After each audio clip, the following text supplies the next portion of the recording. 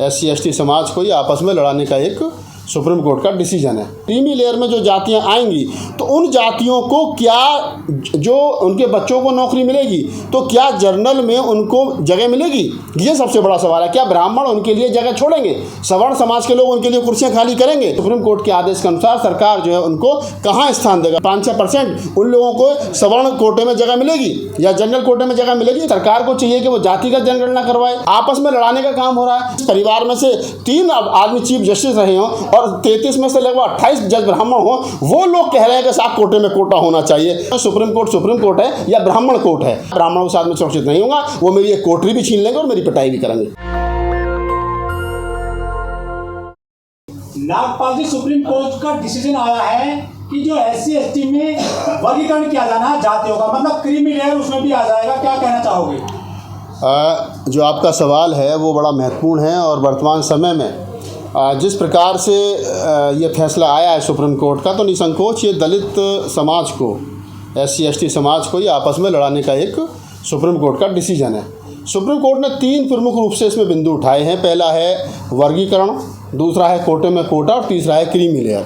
अगर आप तीनों मुद्दों पर बारी बारी से बात करते हैं तो हमें पता चलता है कि जिस प्रकार से सुप्रीम कोर्ट जो है वो कह रहा है, 6-7 जजों की बेंच ने 6-1 से ये पास किया है, तो इसमें विरोध सिर्फ इतनी सी बात को लेकर के है। पहला तो मैं क्रीमी लेयर पे आ जाता हूँ कि अगर क्रीमी लेयर लागू होता है शेड्यूल कास्ट और शेड्यूल ट्राइब में, तो जो जातियाँ आर्थिक रूप से सक्षम हो गई हैं तो वो चिन्हित कैसे की जाएंगी कि कौन क्रीमी लेयर में आएगा और कौन क्रीमी लेयर में नहीं आएगा।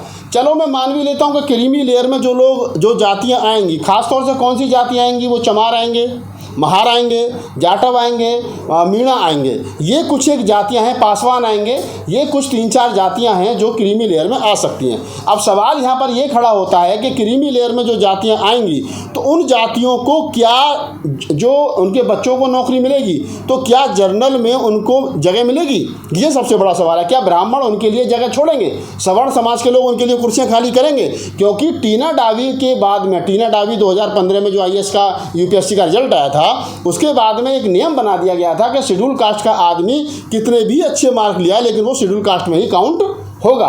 तो ऐसे में जब शेड्यूल कास्ट के व्यक्ति शेड्यूल कास्ट में ही काउंट होगा तो ऐसे में जो लोग क्रीमी लेयर से ऊपर आ जाएंगे शेड्यूल कास्ट शेड्यूल ट्राइब के, तो सबसे पहला ये सवाल है कि सरकार या सुप्रीम कोर्ट के आदेश के अनुसार सरकार जो है उनको कहाँ स्थान देगा? सवर्ण लोग कितना उनके लिए, अगर वहाँ से सपोज करो 5-6% लोग आते हैं तो 5-6% उन लोगों को सवर्ण कोटे में जगह मिलेगी या जनरल कोटे में जगह मिलेगी? पहला सवाल तो ये हो गया क्रीमी लेयर का। दूसरा जवाब जो है कोटे में कोटा, तो कोटे में कोटा किस आधार पर तय होगा? अब सरकार, सुप्रीम कोर्ट ने जिस प्रकार से राज्यों के हवाले ये सवाल कर दिया, पहली बात तो राज्यों का कोई मतलब ही नहीं है केंद्र सरकार इसमें हस्तक्षेप करे। उसके लिए भी सरकार को चाहिए कि वो जातिगत जनगणना करवाए। सरकार, जो केंद्र सरकार, मनुवादी सरकार, ब्राह्मणों के हाथों में फलती फूलती सरकार, आज तक देश के अंदर जातिगत जनगणना नहीं करवा पाई है, वो कैसे ये अंदाजा लगाएगी कौन आदमी क्रीमी लेयर में और कौन आदमी क्रीमी लेयर में नहीं है? फिर कोटे में कोटा, किस आधार पर कोटे में कोटा बनेगा? आज भी जब पूरा शेड्यूल कास्ट और शेड्यूल ट्राइब लगभग 25% जो जातियां हैं देश की टोटल तमाम आबादी की, उसमें जो 22% जो शेड्यूल कास्ट और शेड्यूल ट्राइब को आरक्षण दिया गया है, आज भी उनको मिलने वाला जो आरक्षण है, बहुत सारी बड़ी पोस्टों पर NFS कर दिया जाता है कि इसके लिए कोई उपयुक्त प्रतिभा व्यक्ति नहीं है। अब ऐसे में ये कह देना, अभी तक तो ये जैसे एक आरोप लगाया जाता है कि ST का जो आरक्षण है मीणा खा गए, ये आरोप लगाया जाता है कि SC का आरक्षण तो चमार और महार खा गए, जाटव खा गए। तो ये कैसे नहीं कहा जाएगा कि कल को जब चमार, महार और मीणा और पासवान और इनके होते हुए तब भी सीट NFS हो रही हैं, अगर कोटे में कोटा लेकर के का नियम बन जाता है तो ऐसे में ये कैसे नहीं माना जाएगा कि अगर एक सीट वाल्मीकि समाज के हिस्से में आती है, खटीक समाज के हिस्से में आती है, धानक समाज के हिस्से में आती है, अन्य और जातियों को 1-1, 2-2 सीट बांट दी जाती है, यानी कोटे में कोटा दे दिया जाता है, तो उन सीटों को कैसे भरा जाएगा? क्या NFS करके उन्हें सवर्णों को नहीं सौंपा जाएगा? तो ये कहीं ना कहीं दलित समाज को जो आरक्षण मिल रहा है 22.5%, चमार, महार और पासी और ये तो कर लेंगे अपना पूरा, लेकिन जो कमजोर जातियां हैं जो आज तक मुख्य धारा में शामिल नहीं हो पाई वो कैसे करेंगी? उदाहरण के तौर पर मैं आपको बता दूं, ये सीधा सीधा कहीं ना कहीं, पहले तो मैंने बताया कि ये जो 22.5% आरक्षण है, इस आरक्षण को में से कम 5-7%, 10% आरक्षण सीधा सीधा छीनने का एक केंद्र सरकार और सुप्रीम कोर्ट का एक ये नियम ये बनाने जा रहे हैं। दूसरा जिसका विरोध हो रहा है, दूसरा आपस में लड़ाने का काम हो रहा है। और तीसरी जो सबसे बड़ी दिक्कत दिक्कत है, तीसरी सबसे बड़ी दिक्कत ये है कि अगर ऐसा हो जाता है तो जो बाबा साहब डॉक्टर अम्बेडकर की मूवमेंट है, बुद्ध कबीर नानक रैदास की मूवमेंट और खासतौर से अम्बेडकर जो मूवमेंट है, वो मूवमेंट जो है वो मान सम्मान की मूवमेंट है, सेल्फ रेस्पेक्ट का मूवमेंट है। बाबा साहब डॉक्टर अम्बेडकर ने का जब आप पूरा आंदोलन पढ़ेंगे तो पता चलेगा कि उनका आंदोलन पेट भरने का आंदोलन नहीं है, मान सम्मान और बराबरी का आंदोलन है। आज दिल्ली जैसे महानगरों में या अन्य जिलों में जहाँ पर वाल्मीकि समाज के लोग रहते हैं, एक घर में से 2 लोग सफाई कर्मचारी, मेरी बात बुरी लग सकती है, लेकिन जब बात जाति पर आ गई है और जाति में भी जाति पर आ गई है तो फिर मुझे जाति के आधार पर बोलना पड़ेगा। तो मैं ये कह रहा हूँ बड़े विश्वास के साथ में कि अगर जो वाल्मीकि समाज के लोग कॉलोनियों में रहते हैं, महानगरों में रहते हैं, दिल्लियों में रहते हैं, आज तक वो अपना स्टैंडर्ड डेवलप नहीं कर पाए। आज भी पति पत्नी दोनों नौकरी करते हैं, 50-50 हज़ार रुपये सफाई कर्मचारी के रूप में उनको तनख्वाह मिलती है, 1 लाख रुपए घर में तनख्वाह आ रही है, ना तो उनका रहना सहना ठीक हुआ है और ना उनका खान पीन ठीक हुआ है। आज भी रेल की पटरियों के किनारे या फिर क्या नाम है नालों के किनारे वो महानगरों में बस रहे हैं। ये दुख का विषय है। वो हमारे छोटे साथी हैं, उनको उनके पास में आय के साधन बने तो उनको सुधार करना चाहिए था। आज भी 1 लाख रुपये तनख्वाह लेने के बाद में दिवाली और होली के अगले दिन वो किसी सवर्ण समाज के आदमी के सामने रात का झूठन लेने के लिए और 20-25-50 रुपये लेने के लिए खड़े होते हैं, तो इसका मतलब उनमें वो आत्मसम्मान नहीं आया है। और जो रमेश भंगी या अन्य अज्ञान जी जैसे जो हमारे वरिष्ठ साथी हैं, बॉस साहब जैसे हमारे वरिष्ठ साथी हैं, हमारे बड़े भाई हैं, उनका सम्मान करते हैं, लेकिन जिस प्रकार से वर्गीकरण की निकलने की बात की जा रही है, मेरा सवाल वहीं खड़ा है कि अगर आपको आरक्षण दे दिया जाए तो क्या आप उस आरक्षण को बचा पाएंगे?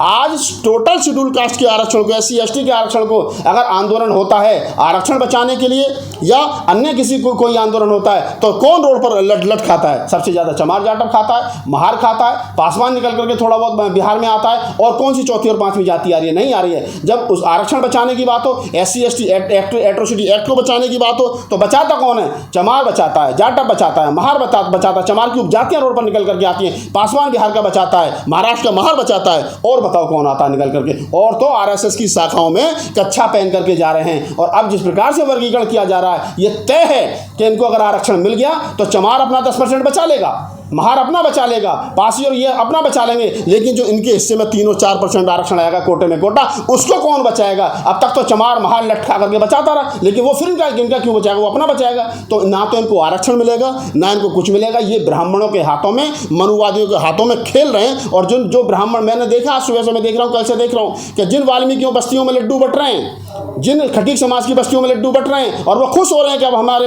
बच्चे भी जज और कलेक्टर और मिनिस्टर बनेंगे, तो मैं उनसे कह देना चाह रहा हूँ कि आपके लिए दरवाजे कल भी खुले थे, कल सुरक्षित हाथों में थे आप, लेकिन अब आप उन लोगों से उम्मीद कर रहे हो, ब्राह्मणों से और लालाओं से उम्मीद कर रहे हो कि वो आपके लिए दरवाजे खोलेंगे, वो आपके लिए लड़ेंगे। वो कभी आपके लिए नहीं लड़ेंगे। ये विचारणीय प्रश्न है।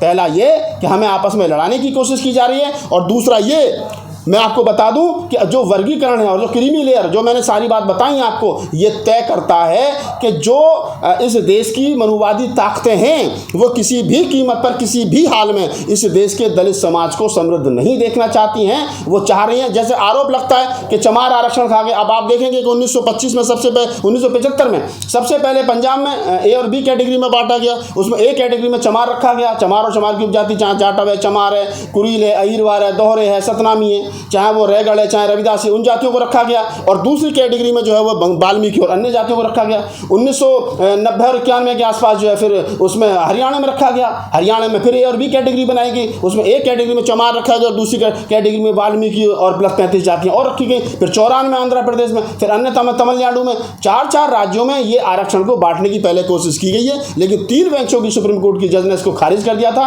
क्योंकि आर्टिकल 341 का ये कहीं ना कहीं उसका विरोध है। उसके बाद में अब 2010 से लेकर के अब तक जो लोग लड़ रहे थे इस पर, वो आज हारे हैं। तो अपना वकील कपिल सिब्बल को मानते हैं, हर केस उन्हीं को दिया जाता है। हाँ तो ठीक है ना, अच्छी बात है। कपिल केस हार जाते हैं। मैं क्या कह रहा हूँ, कपिल सिब्बल वही कपिल सिब्बल साहब हैं, सीनियर अधिवक्ता हैं, समाजवादी पार्टी के राज्यसभा सांसद हैं। और मैं आपकी जानकारी के लिए बता दूं, अगर केजरीवाल साहब आज अगर जेल में हैं तो कपिल सिब्बल साहब हैं उनके वकील। अगर शिबू सोरेन साहब जेल में गए तो कपिल सिब्बल उनके वकील थे। और वो JNU का लड़का है, क्या नाम है उसके, 18 उमर खालिद, उसकी 18 बार बेल कैंसिल हो गई, वो कपिल सिब्बल साहब उसके वकील हैं। तो मैं तो ये नहीं कह समझ पा रहा हूँ कि सीनियरिटी का दायरा क्या है। अगर सीनियरिटी का दायरा ये है कि किसी व्यक्ति की 18 बार बेल कैंसिल हो जाए और वकील बेल ना करा और कहे मैं सीनियर एडवोकेट हूँ, तो भाई कैसा सीनियर एडवोकेट है? फिर तो हमें लग रहा है कि ये हमारे जो नई उम्र के बच्चे आ रहे हैं ये बहुत अच्छे वकील जितने हैं। भी आरक्षण विरोधी मामले हैं सब में कपिल सिब्बल जरूर पाए जाते हैं। हाँ, तो देखिए मैं क्या कह रहा हूँ, बाबा साहब डॉक्टर अम्बेडकर से एक बार पंडित दीनदयाल उपाध्याय ने कहा कि डॉक्टर साहब कभी हमारे घर पर भी आकर के चाय पीजिए, तो बाबा साहब ने मुस्कुराते हुए बड़ी अच्छी बात कही। बाबा साहब ने कहा कि ब्राह्मणों की चाय मीठी जरूर होती है लेकिन स्वास्थ्य के लिए हानिकारक होती है। तो ये समझना चाहिए कि ब्राह्मणों की गोद में बैठ करके जो पकौड़ी और चाय खा रहे हैं और जो उन्हें अपना रहनुमा समझ रहे हैं, उनको समझिए कि ब्राह्मण जो है उसकी चाय कॉफ़ी मीठी तो हो सकती है लेकिन आपके लिए खतरनाक है और अत्यंत खतरनाक है। वीर सिंह बहुत, रमेश बगी जैसे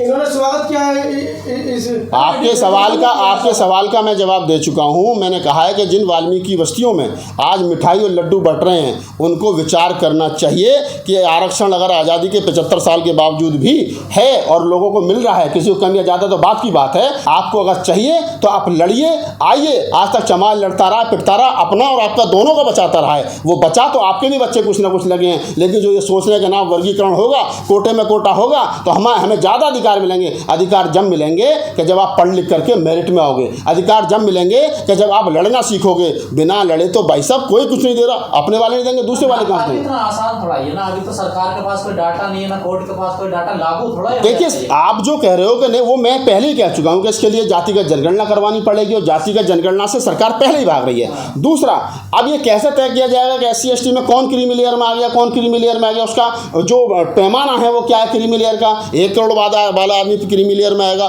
2 करोड़ वाला क्रीमी लेयर में आएगा, जो एक बार चपरासी बन गया दोबारा उसका बच्चा चपरासी बन गया वो क्रीमी लेयर में आएगा, या वो क्रीमी लेयर में आएगा जो एक बार IAS हो गया दूसरा उसका बच्चा IAS हो गया वो क्रीमी लेयर में आएगा? तो क्रीमी लेयर में आएगा कौन? पहले तो क्रीमी लेयर का सवाल है। फिर जो शेड्यूल कास्ट में और शेड्यूल ट्राइब में जो बताया जा रहा है कि हम कोटे में कोटा देंगे, तो कोटे में कौन सी जातियाँ बाहर जाएंगी, कितने % जाएंगी, कौन सी जातियाँ अंदर रहेंगी, कितने % रहेंगी, ये कैसे तय किया जाएगा? ये तय होगा जातिगत जनगणना से, आर्थिक रूप से पता चलेगा कि किस प्रकार से, तभी जाकर के हो सकता है। ये जो सातों जज हैं इनमें एक भी दलित नहीं है, ना SC है ना ST है। इनमें एक SC है, गवई साहब SC हैं जिन्होंने क्रीमी लेयर का समर्थन किया है, ठीक है। और एक महिला है साधु ब्राह्मण है जिन्होंने इसका कहा है कि आर्टिकल 341 का, हाँ वेला त्रिवेदी, वो ब्राह्मण है, उन्होंने कहा है कि आर्टिकल 341 का ये उल्लंघन है, लिहाजा मैं इससे सहमत नहीं हूँ। लेकिन 6 जज जिसमें चीफ जस्टिस साहब जो है वो खुद शामिल हैं, तो पहले तो यही सवाल खड़ा होता है कि चीफ जस्टिस साहब पहले तो इसी बात का जवाब दें कि आप लोगों को लिए न्याय दिलवा रहे हो, कोटे में कोटा दिलवा रहे हो, जातिगत क्या नाम है जाति में जाति ढूंढ रहे हो और कह रहे हो नहीं सबका भला होना चाहिए। तो इसी सुप्रीम कोर्ट में पहले चीफ जस्टिस साहब हैं, पहले इनसे पहले उनके पिताजी चीफ जस्टिस रहे, उनके दादाजी चीफ जस्टिस रहे। बड़े मजे की बात है कि जिस परिवार में से 3 आदमी चीफ जस्टिस रहे हों और 33 में से लगभग 28 जज ब्राह्मण हों, वो लोग कह रहे हैं कि साहब कोटे में कोटा होना चाहिए। मुझे तो हंसी भी आती है कई बार, मैं तो कहता हूँ सुप्रीम कोर्ट है या ब्राह्मण कोर्ट है। तो इन लोगों से उम्मीद करना बेईमानी है। मैं तो फिर पुनः तमाम लोगों से अपील करूँगा, जो लोग मिठाई बांट रहे हैं, जो लोग लड्डू बांट रहे हैं, कि अगर आप लोग सुरक्षित हैं तो अपने बड़े भाई के संरक्षण में सुरक्षित हो सकते हैं। अगर मैं कमज़ोर हूँ तो मैं मजबूत तब हो सकता हूँ तब मैं अपने बड़े भाई के साथ रहूं। अगर मैं अपने बड़े भाई से लड़ करके अपनी एक कोठरी अलग ले लूं उससे बंगले में से और मैं सोचूं कि ब्राह्मणों के साथ जाकर के मैं सुरक्षित हो जाऊंगा, मुझे पता है ब्राह्मणों के साथ मैं सुरक्षित नहीं होऊंगा। वो मेरी एक कोठरी भी छीन लेंगे और मेरी पिटाई भी करेंगे। धन्यवाद। नेशनल दस्तक की आपसे गुजारिश है कि अगर इसको बचाना चाहते हैं तो नेशनल दस्तक को सब्सक्राइब करने के लिए रेड कलर के सब्सक्राइब बटन को दबाएं, फिर बेल आइकन की घंटी दबाएं। नेशनल दस्तक को बचाने के लिए बहुत ज़रूरी है कि हर खबर को शेयर करें, लाइक करें, कमेंट जरूर करें।